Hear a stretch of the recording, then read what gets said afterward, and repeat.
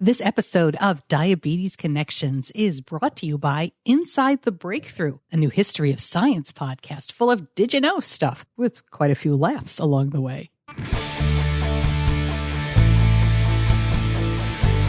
This is Diabetes Connections with Stacey Simms. Welcome to a classic episode of Diabetes Connections, something a little new this year, but as always, we aim to educate and inspire by sharing stories of connection with a focus on people who use insulin. I am your host, Stacey Simms, and I am really glad that you are here. So I said something new starting this week in 2021. In addition to our regular Tuesday episodes, I'm going to be bringing you an additional episode like this on Thursdays. So what is a classic episode? It is an interview that has already aired. It aired a long time ago, but it is still what we would call evergreen. It's not dated in a way that takes away from listening to it now. We have a lot of episodes. We've been around for a while. So there is a good chance that you missed some of these interviews back in 2015 or 2016. And these are really interesting, fun people, and I wanted to bring their stories to a wider audience. So this week, you are going to hear the story of a NASA engineer, a rocket scientist, who lives with type 1.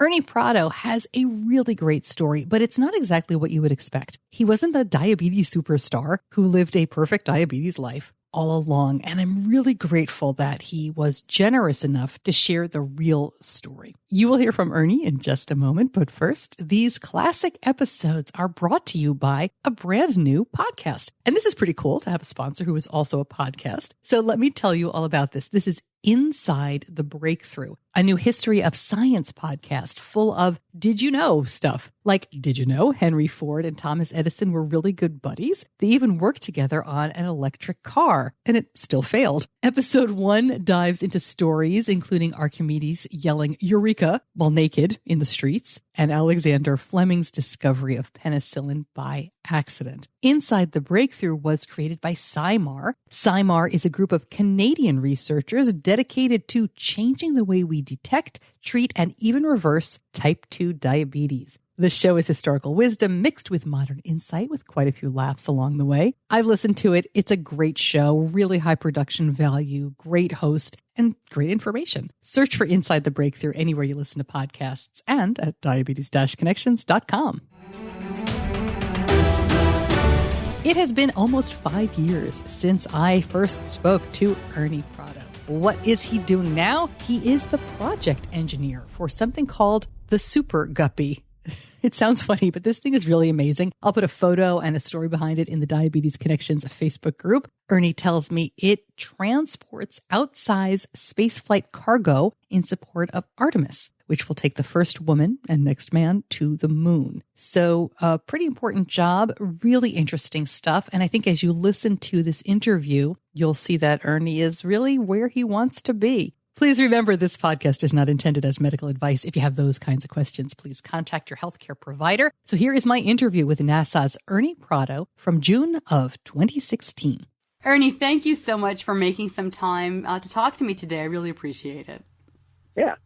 Before we get to the rocket science and NASA and everything that's going on now, take me back to the beginning. You were diagnosed with type 1 diabetes at the age of 15. Did you know at that point that you wanted to have some kind of career with the space program? Yeah. So my life goal, I guess, when I was younger, I was always drawn to space and airplanes. And my mom said I'd cry if I didn't watch Star Trek when I was like 4.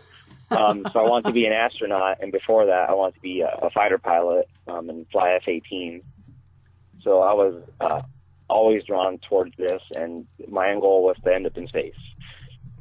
Well, you were diagnosed, as I said, age 15. The diagnosis was about, let's say, 15 years ago. You're 29, you're 30? Yeah, it's about half my life now. Yeah.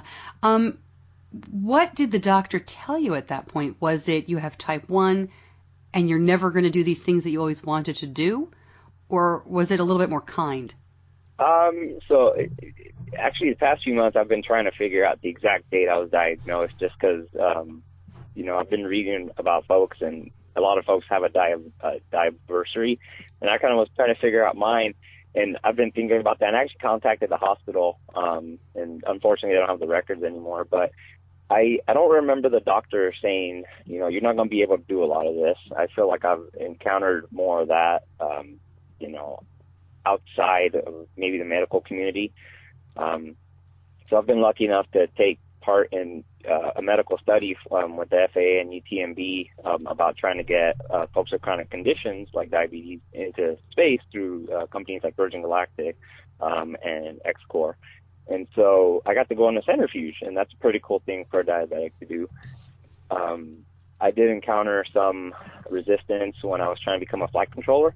And so at the time I had other projects coming up, so I kind of, you know, let that go to the wayside. But it hasn't stopped me from doing most of the things I've wanted to do. Maybe a few, but I try to find ways around it and still do them anyway. Yeah, and I want to talk more about that. I'm just trying to kind of figure out what this was like for teenage you, because that's a tough time anyway. And to be diagnosed at age 15 when you're hopefully, you know, you're busy with a lot of other things. Do you remember what it was like at that point in your life to make that kind of change? Yeah, it was really hard, actually. So I came to accept it a lot more about the time I was 18. It was about 3 years after. Those first 3 years were a little bit difficult because, unfortunately, and, you know, I love my mom to death, but she kind of told me not to talk about my diabetes and to not let people know I had it. And over the years, I've realized that was a little bit probably not the best method to approach it. And so I dealt with it on my own a lot, or just with support at home and from my family. You know, I've heard that, though, from close friend. I'm sorry to interrupt. I've heard that from other people, that it seemed like a better idea to try to avoid discrimination, ignorance, by kind of just keeping it to yourself. Is that maybe what your mother was trying to do? I think so. And, you know, I think she did it with the best intentions, but it was really difficult to not talk about something that I considered so integral about myself, because it was kind of thrust on me and said, hey, you're Ernie and now you're diabetic. And, you know, it was through no fault of my own. It just happened.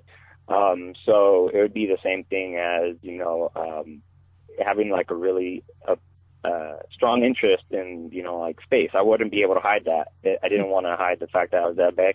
So when I got to college, I started telling everybody, and, you know, I've continued that.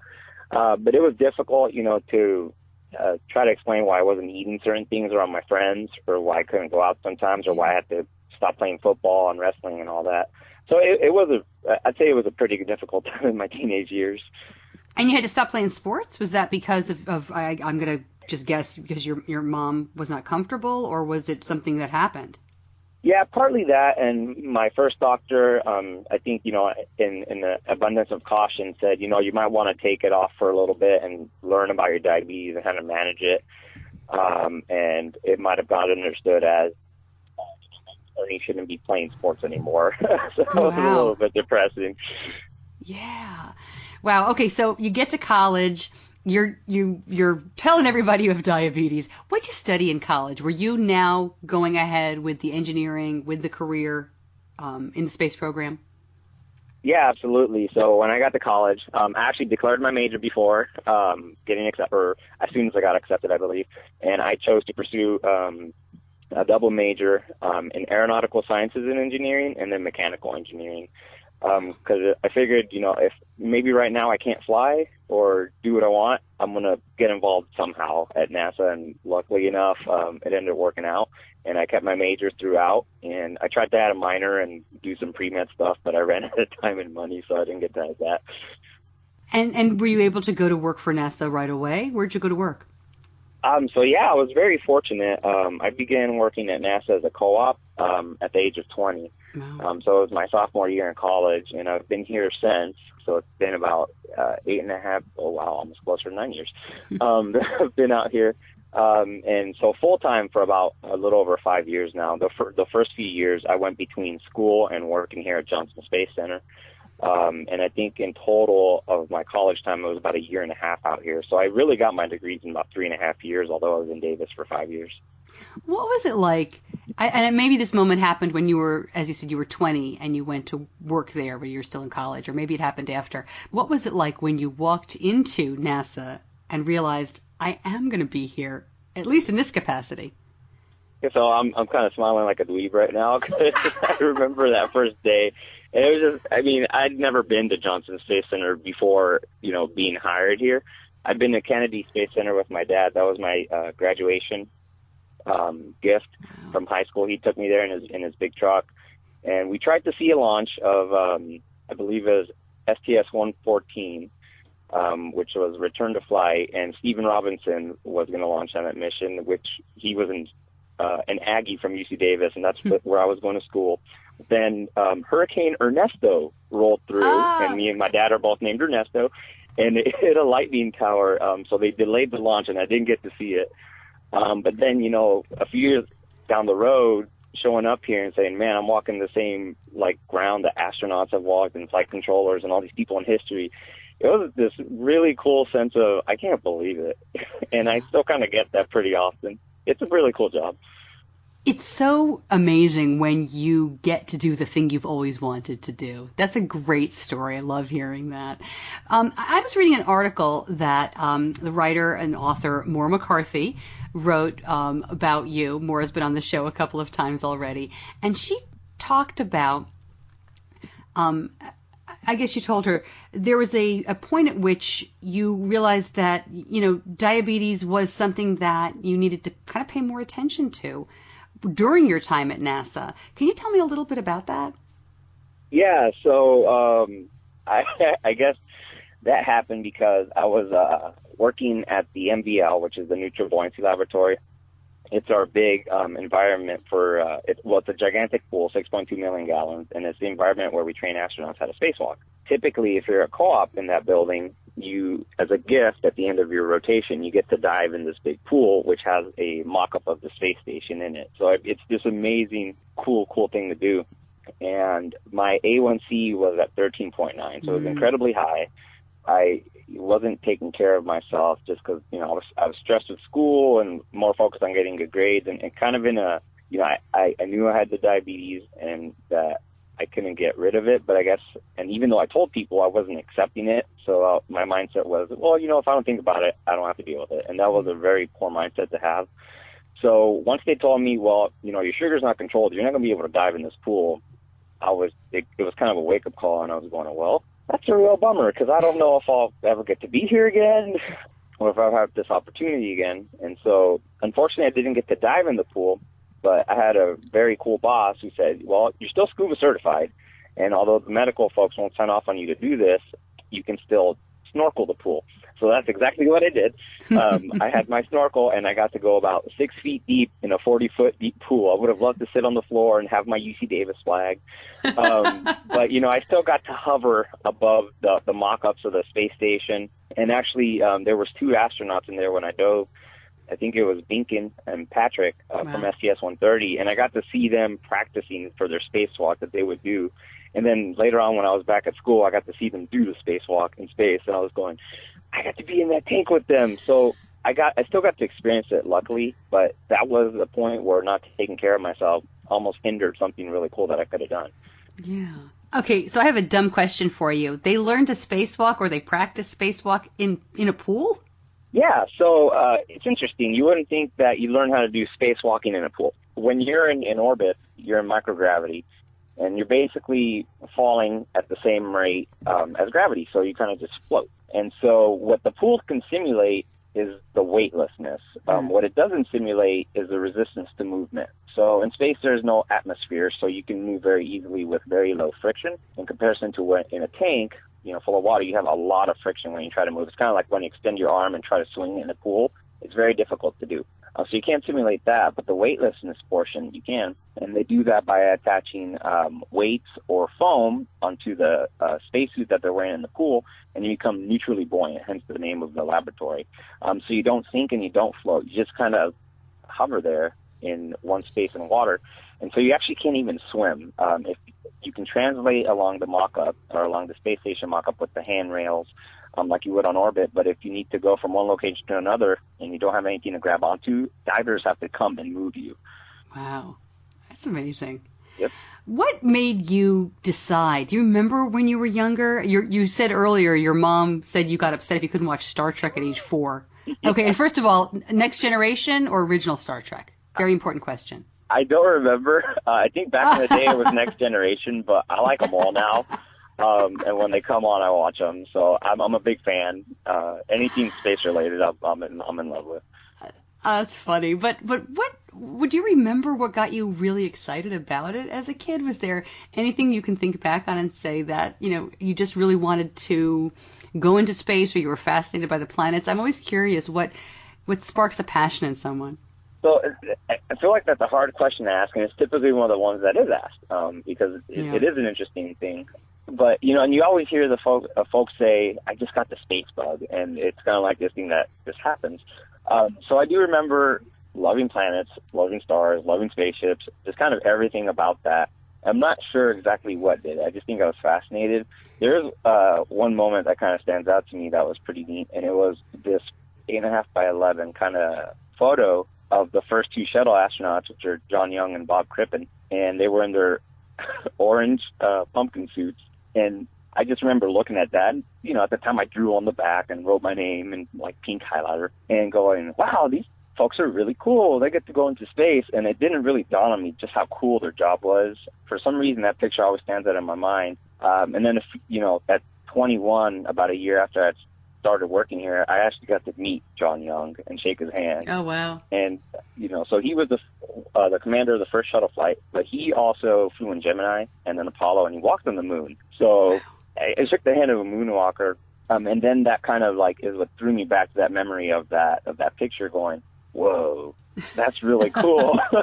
And, I think my dad probably had something to do with it because he was in love with the shuttle program, and he told me about, driving loads in his truck over to, I think, Edwards Air Force Base in Palmdale when they were building Enterprise, which was the test shuttle for kind of clarity. It never flew into space, but it did the approach and landing test, and he has pictures of it, back before the real shuttle ever flew. And then I remember asking him, did you ever think you'd have a kid that worked for NASA? And he said, nope. So probably some of his interest rubbed off on me. That's great. You mentioned earlier a couple of things I wanted to go through. You mentioned that you were in a centrifuge? Yeah. Tell me about that. What was that? Was that for testing? And that's one of my nightmares, to be honest with you. So tell me all about that.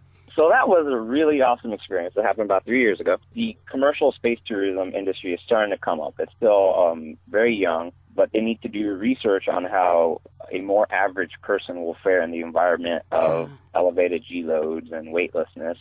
And so they need to gather data. Right now, most of the folks that go up into space I consider them superhuman. These people can take all kinds of abuse, and they're in peak physical health. But that's not everybody that would be interested in going in space. So as they start to open up this market, folks with back problems and lung issues and diabetes and heart problems, they want to understand how they will react to these G-forces and weightlessness and the stresses that it puts on their body. So one of my friends sent me a link that was saying that, recruiting folks with these chronic conditions to see how they will fare. And I was like, I'm in.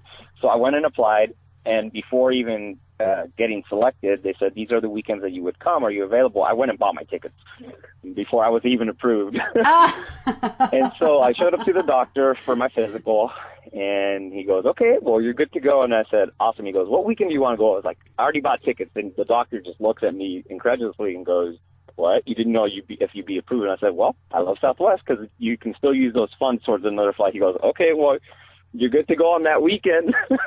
So I flew out to Pennsylvania, and it was the NASTAR facility. And this is like a really incredible facility where they train pilots, how to survive these incredible maneuvers that they perform in jet aircraft, and, folks that are hoping to go to space, and just training for a variety of things that include stresses on your body. So they stuck me in this centrifuge, and I had another participant there with me who was a former F-15 pilot, which was just the coolest thing ever. And they subjected us to the flight profiles of the X-Core Link and the Virgin Galactic Spaceship 2, or 1, I believe, at the time. And so I think I peaked at about 7.5 Gs for about 15 seconds or so. But you went through the profiles and got to see how it would be to experience that space flight.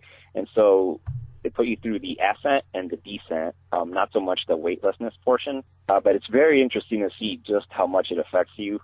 My sugar levels were good, but I was so tired because you have to flex your entire body to prevent from blacking out. And there's specialized breathing techniques to keep counter pressure in your lungs and just to maintain consciousness. So luckily I had a very experienced person there with me who taught me, this is how you hold your breath, or this is how you flex all your muscles at once. And they seemed to think that I did very well, and it was a really cool, enjoyable experience.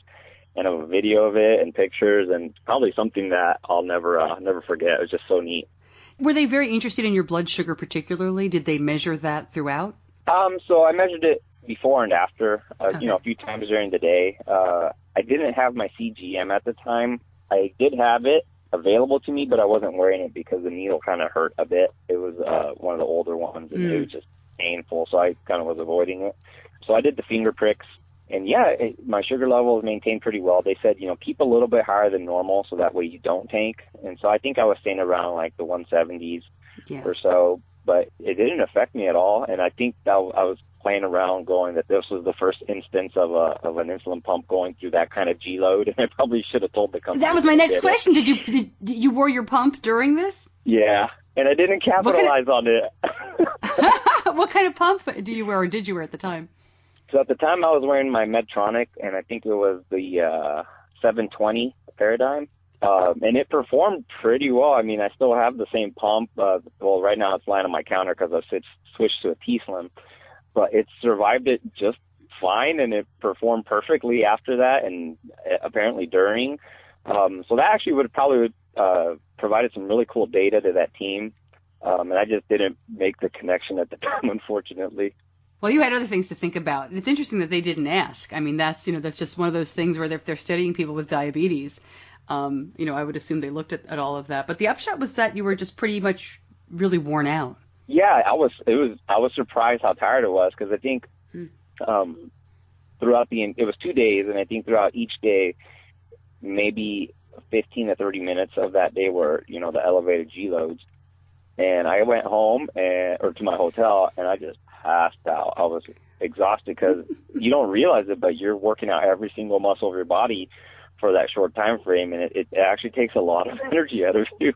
And Bobby, the guy I was with, said that you eventually get used to it, once you're fighting the jet, and you wear a G suit to help put pressure on your body, and it helps do some of that work for you. But we didn't have any of that equipment.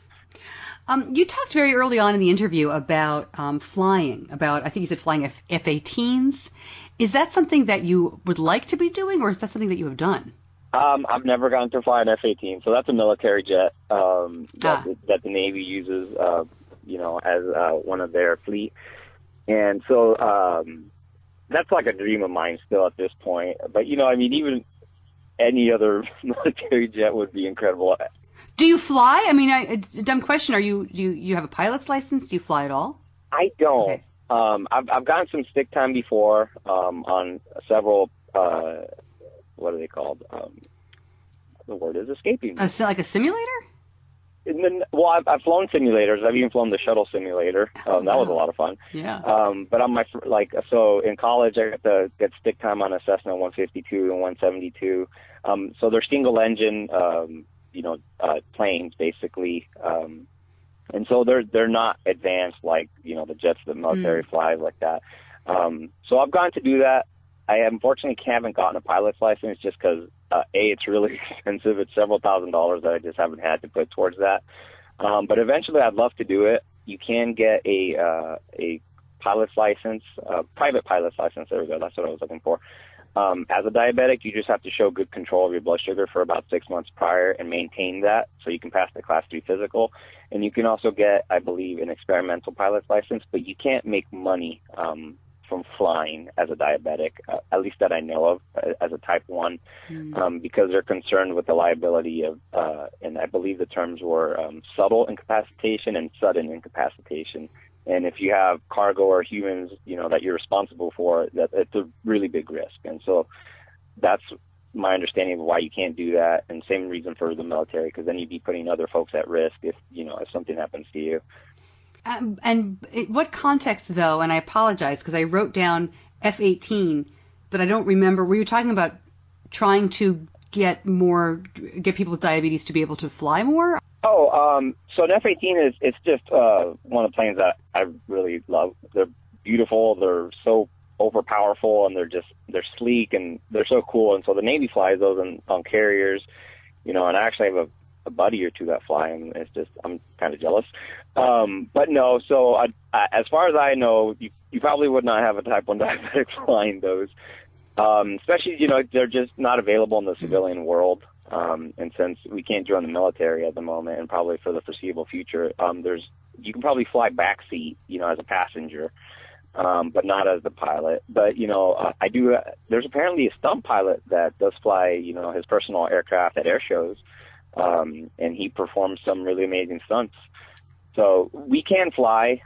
It's a limited set of aircraft. And you want to be a flight controller, you said. What is that job? Is that one of the guys that sits where we see the movies? We see the Apollo movies. They're sitting in the back home in front of the computer. What is that? Yeah, so that's kind of the image that's conjured up when flight controller is spoken of. We have Shuttle and ISS and Apollo and Mercury and Gemini. They've all had flight controllers. And basically, a flight controller helps monitor the systems on board a spacecraft, make sure that everything is going fine for the crew members, try to keep them safe, address real-time problems. And so it's a whole host of responsibilities. And so there's an entire team that does this, and it's going 24/7. So there's always somebody monitoring the spacecraft when it's flying. And there's Capcom, which talks to the crew. There's a flight director who's responsible for the mission. One of the disciplines that I can talk about is OSO, which is Operations Support Officer, and that's the group that I was in. They are responsible for mechanisms, maintenance, and things of that nature. There's other groups such as Prop, which is propulsion. And so they all have different responsibilities. So those folks have, responsibility over the crew safety and, to help them perform science when they're in space and just help maintain that spacecraft. And one of the terms that they use to describe a flight controller is a steely-eyed missile man. And it's a throwback back to the early days of flight when we actually put astronauts on modified ICBMs and shot them up into space. So, I was trying to do that. I was working half-time in that group and half-time at the Space Vehicle Mock-Up Facility, which is where I still work now.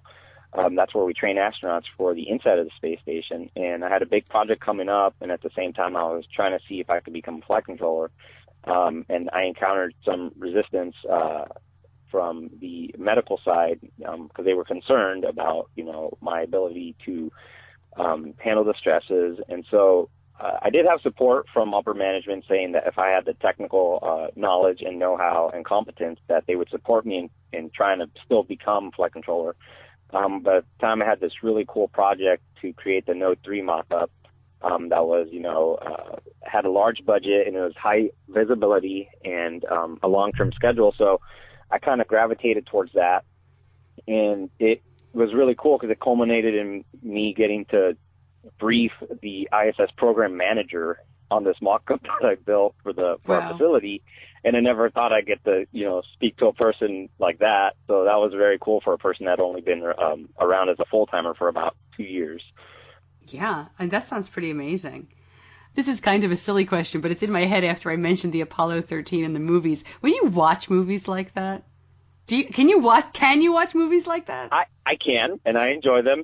And so actually, because this one's pretty cool. We got to, so as a co-op, you get to do a lot of neat things, visit the historical sites and talk to historical people or, influential people. So we actually watched Apollo 13 in the mission control room where Apollo 13 was controlled. Wow. So that was one of the coolest things that I've done. And I took a picture of the console that I was sitting at, and that a replica of that console was in the movie on the screen, and so I was showing both of them in one picture, and I was going, haha, this is cool. One thing that I tend to do is point out the errors. And so I'm really bad about that, and my friends are like, just enjoy the movie. But it's kind of fun, and it's a little bit of, the nitpickiness of, I actually know what's going on, and that's wrong, and this is wrong. But the movies are good. They inspire folks and they get them interested in space. And B, they're just enjoyable. It's what got me interested in it in the first place. And without that, you wouldn't interest other folks.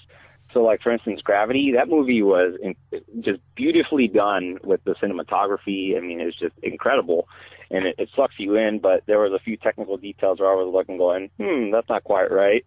Right. But overall, I love watching them.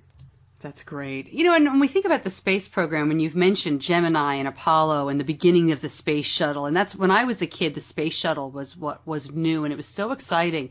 And it seemed like a few years ago that Americans might not be that excited about space anymore. You know, the funding was going down and people weren't talking about it. And then you have things like Scott Kelly's Year in Space that he just returned from, where he was tweeting all these pictures out and getting people interested again. And we have, you know, the interest in Mars and different projects. Do you feel like it's on an upswing again? Oh, yeah, definitely. And that's such a heartening thing. So I was lucky and got to work a little bit during the time of shuttle. I got to watch, and actually this is a really cool experience that I just remembered right now, because you were talking about how you were around, you know, during the beginning of shuttle in 1981, which is the first launch. And if you haven't heard the video or seen the music video, actually, of Countdown by Rush, I highly suggest it for anybody. They attended the first launch of the shuttle Columbia, and they put together this just amazing video that kind of makes my hair stand on end when I watch it, because it's just so cool. And it's like, it's just really powerful. And I got to watch the last shuttle launch, not in person, but here at Johnson Space Center. And Sonny Williams, who's an astronaut, was right there kind of next to me and a few other folks. And, you know, she was an astronaut that has flown on the shuttle. And it was just kind of really cool to see her emotions for the final flight of the program when it was closed out. So that was a cool experience. And seeing the I guess resurgence, or like the increase in enthusiasm about what we're doing is just so cool. And you know, we can't go out and advertise for ourselves, so we really just kind of rely on the science that we put out to benefit you know, everyday portions of our lives, and spin-offs that influence people. So, you know, a lot of folks don't think NASA influences them or their lives, but, you know, a lot of the technology that's around, it has some NASA influence. And so, you know, movies like The Martian and the mission that we just did with Scott Kelly are so cool and so essential to keep folks interested in what we're doing. So it really does, it makes you feel proud of the work that you do, and makes you want to do it better. Because really everything we do is for the benefit of our country and just to forward, you know, knowledge for humanity. And that's our entire mission, is to learn about where we are and what's out in the cosmos and all that. So it's really great to see people, you know, start to feel great about that again. Well, and when you talk about the things that come from the space program that are relatable, I mean, you know, it's kind of jokey, like, oh, Tang, but, you know, all the things that we do use in everyday life. Didn't the insulin pump, wasn't that developed? I thought I read a while ago that part of it was developed because of NASA. So I'm going to have to check my history on that, because I'm not exactly sure exactly how we have impacted that.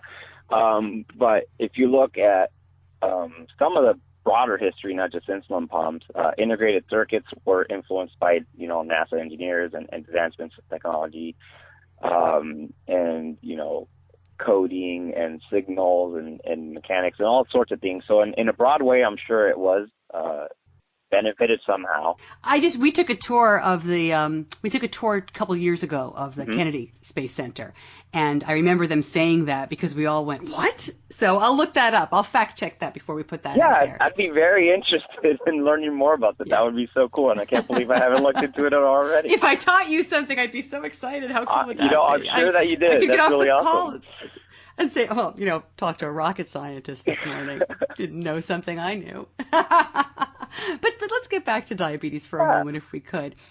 How are you doing now? I mean, you mentioned you struggled when you were in college and as a young adult. Are you, do you feel like you have incorporated more into your everyday life? You doing okay? Yeah, so I actually, as soon as you asked that, I looked at my pump, and I'm currently at 119, and I've been in my perfect range here for, let's see, at least 3 hours, 6 hours. 12 hours ago, I had a little blip above 200, and then 24 hours ago, I had a little blip about 250. So I'm doing pretty good. You were nervous. You were nervous about talking to me. Oh, Not at all. So I do manage it a lot better. My A1C is not perfect. It's about 8 right now. My goal is to get it down below 7.5. But, using the CGM and, actually, checking my sugar with pricking my finger, 4 to 5 times a day, it does help. Sometimes it can be hard to get the 4 or 5 times to check it in one day, but, I try to make it a priority, as it should be, and really not try to brush it off as, I'll be fine, because it really does have a huge impact on my life. And so one of the things I'm looking to do is get back to working out. I threw my back out about a year ago, and it kind of delayed me in that process. So I've started to do that a little bit more, so that's helping. And, trying to eat better has also helped. And, I don't really drink a lot of alcohol, which, also does help keep the numbers controlled. So I'm doing much better than I was in college, because there was one point where I didn't check my sugar for 4 months. And when I think about that now, I'm going, what in the world was I thinking? Yeah, well, I asked that question I appreciate you sharing numbers, and I always feel really nosy when that happens, but it just sounds to me like somehow you've gotten from that college kid who didn't want to check at all, right? And I appreciate you saying that too, because that's reality, that happens, to somebody who's now really accepted this and doing your best with what you got. Yeah, and I figured it's not going anywhere. Am I still frustrated about it and sometimes wonder, why this happened? Of course. But, I'm trying, you look at the positive aspect of it. And so actually, like Sierra Sanderson, luckily I had a chance to meet her, and I read her book and talked to her about it. And her view on it was just so positive, and just, I'm going to make the best of this, that it had a huge impact on me. And, I've been more accepting of it in the past few years. I remember when I first got my pump, I was all excited about it. I showed everybody. So being in control of it also helped me be a lot more accepting of it. When my numbers were out of range, I didn't want to think about it, and I didn't want to talk and advocate and teach people, because I was just I was kind of burned out. So it's actually kind of like this cyclical thing where the better control you take of it, the more accepting you are, and the more you want to educate and hopefully influence other people that have it to do the same. And I'm not sure exactly how that works. It seems to be a strange tie, but I just, I probably talk too much about it now, and folks, probably like, okay, Ernie, we get it. But I think it's great. Yeah, I feel like jump I'm in and a good passion for it now. I should jump in and say Sierra Sanderson, if you're not familiar with her, is, of course, Miss Idaho. She wore her insulin pump in the Miss America pageant. I think it was 2 years ago, starting the Show Me Your Pump social media movement. How did you meet her? So she came down to the ADA convention in Houston, and, I'd heard about her a few years ago because of what she did, wearing the pump on her body when she was doing the pageant. And I was just thinking, that is so cool. She's owning up, or being proud of being diabetic, and I guess I hadn't ever thought of it in that perspective, and I was just like, I really kind of admire that. That's so cool that she's, and just a response how parents were like, you help my kid feel like that it's okay to be diabetic. And thinking back to the early days when I had it, and where I was told kind of just don't talk about it, it was really just a nice feeling. That's great. To have that kind of inspiration for other folks. And so I said, well, I'm going to buy her book, read it, and I'm going to go have her sign it. I'm going to talk to her just because she seems really cool. And so I talked to her for probably, God, who knows, half hour at least. And so we ended up being, friends on Twitter and all that stuff. And so she's been, just a really cool person to know. And, just somebody that I kind of look up to just for being such a role model for diabetics and raising advocacy for it and all that. That's fantastic. I love hearing that. And we talked to Sarah last year on the podcast, and she's just terrific. And she's also, she, in her words, I think, she's like a real math and science geek too. She's really cool that way. Yeah, I think she's actually chosen to pursue engineering, which I was just like, oh, that's awesome. Yeah. And I think I even said, if you ever need any help with your stuff in college, let me know. That's awesome. Because, like, I mean, you know, you got the common thing of diabetes, but then, you know, whenever I also meet an engineer, I'm like, hey, cool. You know the pain in college. You've been through it. So I always like to encourage more engineers and get them into the STEM field, just, you know, because we need that talent. And it's really cool to see folks be passionate about the stuff that dorks like myself, you know, like math and science and chemistry and all that. So, you know, it's awesome. We need more dorks. All right, so what's next for you? What's next for you at NASA? What are you doing now, and where would you like to be in a few years? So that's always kind of a hard question for me to answer. I know, I feel like it's a job interview. I didn't mean to phrase it like that. Yeah. Oh, no, it's okay. It's the way I think of it, I'm the type of person that kind of sets a goal. I don't know how in the world I'm going to get there, but somehow I try to chart my path. And so it seemed to work out in several instances for me, so I keep taking that approach. Currently, I'm a mock-up manager, a project manager at the SVMF, and so I lead technical projects to build mock-ups, improve them, upgrade them, approve engineering activities and training activities. I liaise with outside companies, other centers, divisions, and directorates. So it's kind of this big catch-all integration job. And I get to meet a lot of cool, interesting people and, you know, still get to use my technical background for projects. But I also get to learn about the management side of the house. So, you know, dealing with budget and, you know, managing a project. So that was something I didn't learn in school, and it's a cool skill to learn. And, you know, the first few years it was a trial by fire because I had no idea what I was doing other than the technical background. So currently I've been involved in an agency project about how to apply model-based systems engineering to the projects that we're doing. And it's an approach that kind of takes a consolidated view of a project, including cost, development, schedule, requirements, activities, you name it. Everything goes into one single source of truth. So that's a neat project, and it will be reported to the agency headquarters here by the end of the year. I really don't know where I see myself at, though. I know I'd like to continue here and just keep being involved and, you know, giving my small contribution to what I think is mankind's greatest endeavor. You know, it's just an honor to be here and contribute to something so, I think, grand.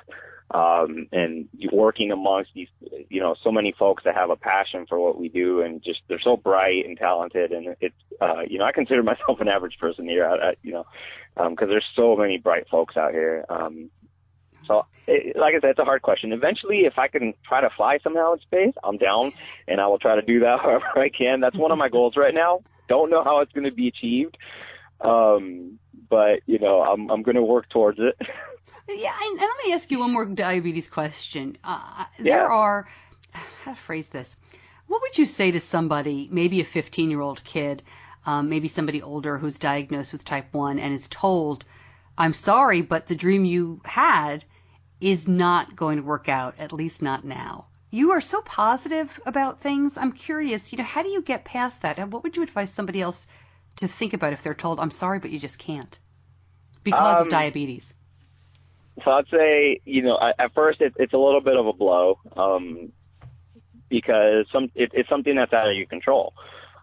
So one of my friends who's a pilot said, you know, you'd be a shoo-in in the Air Force to be a pilot because of your technical background. It sucks that you can't do it because you're diabetic. And I was just like, I remember going, that's depressing.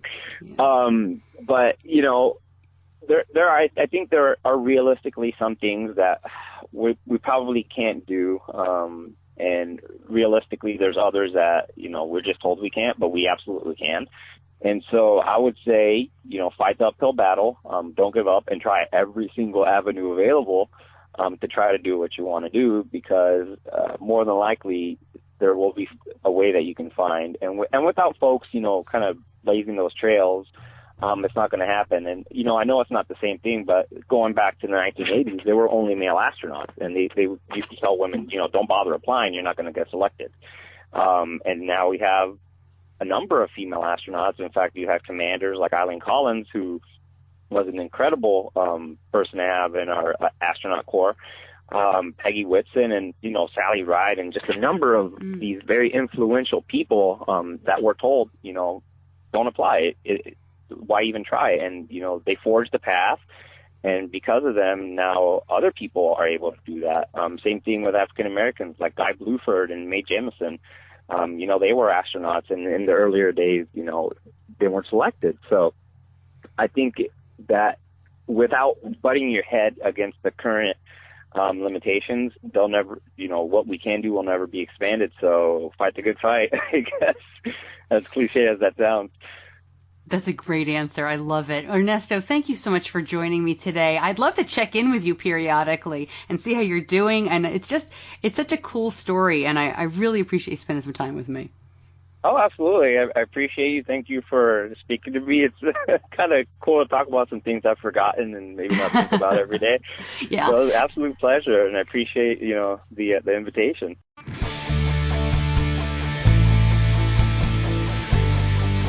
You're listening to Diabetes Connections with Stacey Simms.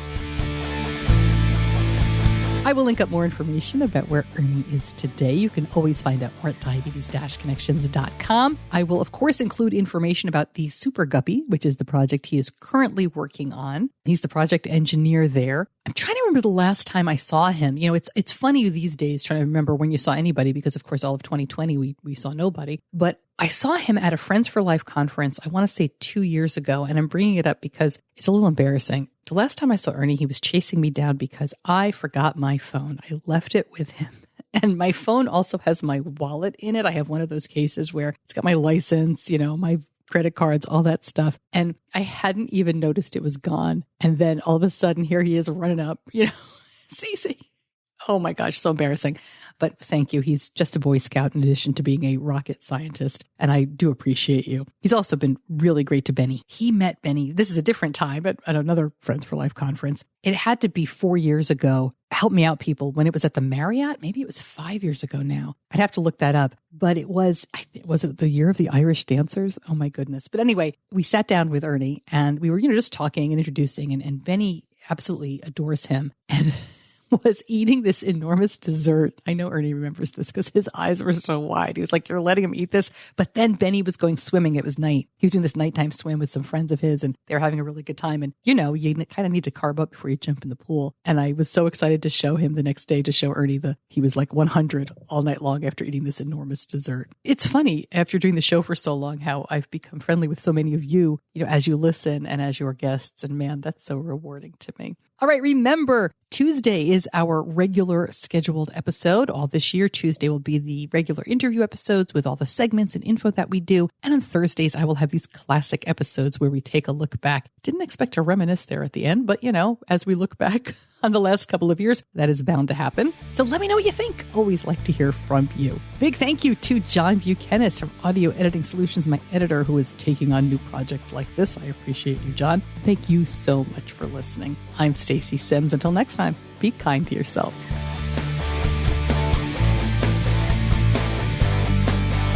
Diabetes Connections is a production of Stacey Simms Media. All rights reserved, all wrongs avenged.